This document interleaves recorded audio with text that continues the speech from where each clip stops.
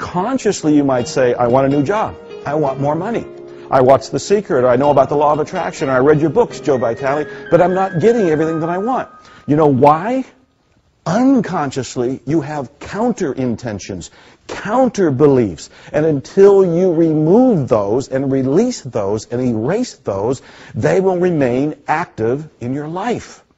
The way I was before was that I had a lot of different belief systems. I had a lot of different ideas. I could give people ideas and help other people make money. There was something that I had about making money myself. Joe would identify this stuff. He knew that when I wouldn't take action on certain things, or if I was a little slow on it, he would prod me a little bit and say, what belief is in there? What is stopping you from not taking action? So I was living this life in between, sandwiched in between the belief of that deservingness. There's a level of deservingness that I think we all live in between. And what Joe was saying to me was, bring this up, bring this level of deservingness, what you think, what you deserve, and how much money that you can make, by shifting and taking action and believing that it's possible. I remember reading the steps to attracting wealth specifically, and I thought, I'm going to try this to see if it works, because I'm as skeptical as they come.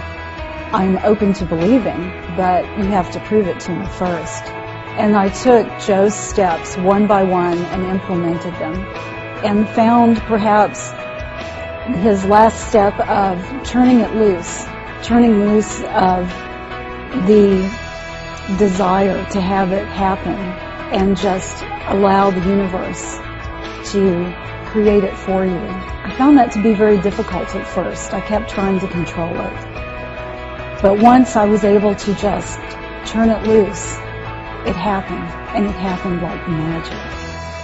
And I'm still the same person I was before I met Joe. I just have access now to technology, strategies, information, and the ability to access forces that I don't even really understand. And I attribute this to reading Joe's books, reading them again, listening to him when he talks. My book goes into all of this. My Miracles coaching program goes into all of this. And again, I'm not trying to sell you anything. I'm going to give you access to the book. Why?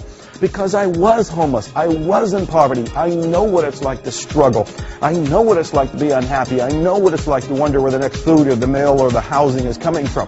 I know that feeling, and I want to help you out of it. I am far beyond it at this point, so I can help you get to a place that I know is peace and prosperity and happiness and wealth. If you really want to make a difference in the world, contribute a healthy, wealthy, happy person to it. You.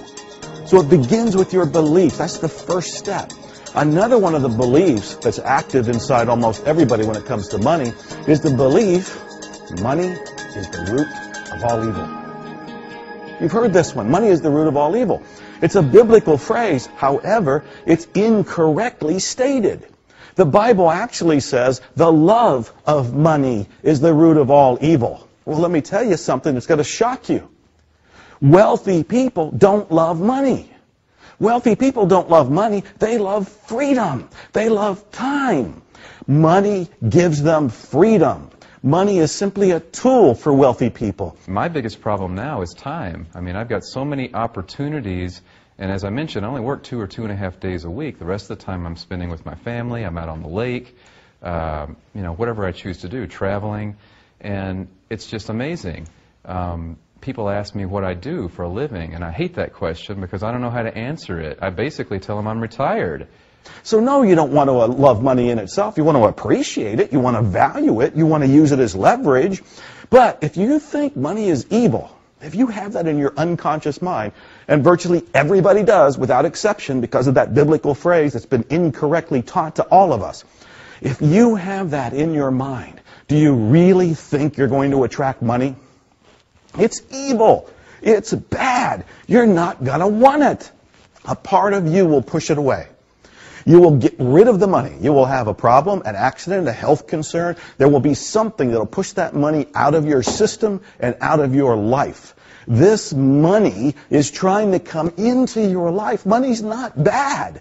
Money's not evil. But if you think it's bad, or you think it's evil, or you think money is going to taint you, you won't want it on an unconscious level. This is where the work begins. This is why you have to do this first step in my book, Attract Money Now. This is why I have a Miracles coaching program. This is all designed to help you awaken. Awaken to your inner power. Awaken to the source within you that says money is good and you can use it to make a difference. I use money certainly to entertain myself and my family and my friends, but I started a movement to end homelessness. I contributed to good causes like a cause to stop poverty in the United States. I'm doing big things with money because I'm okay with money. Another thing that I've learned from having the personal time, having the privilege of being around Joe as a friend and a business partner, is his giving and how much he gives. He's the most giving man I know. No matter where I go, whether it's me or other people, he has something usually for somebody to give. And what that's taught me is that in me, I want to give back because he's giving me so much. It creates a giving, and I think that's part of the attracting money, is the idea of that if you give to other people and you give enough, there's a reciprocity. They want to give back. I understood that this was something that I knew I would use to help not only me, but my family and my employees. So the very first step in understanding how to attract money now is to understand you have to turn your mind into a prosperity magnet. Now, I talk about all of this in my new book, Attract Money Now. You can buy the hardcover version of the book at attractmoneyNowbook.com. But you can read this free, no charge, on your computer. And if you don't have a computer, go to the library and read it on the library's computer. Simply go to attractmoneynow.com. attractmoneynow.com. You'll see this cover. You'll see me standing there. Go ahead and fill out the form. You'll be able to go ahead and read the entire book. My 7-step formula. The first step I've already told you. All 7 steps, when you apply them, will turn you into a money magnet. Now again, I'm trying to help you. You don't have to buy a thing. I'm paying for this show. I'm paying to air this show. I'm paying for the website. I'm doing everything I can to help you. All you have to do is read the material and implement it. Every time Joe puts out a new book, I buy it and I read it. I realized that this man had cracked the code. He had the technology for attracting money.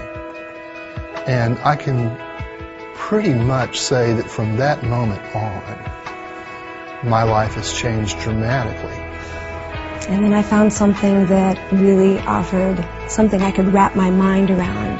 I could actually embrace and apply simple methods and technology in my life that made a huge difference. I found Joe Vitale's work, his written material, his audio programs, his video programs.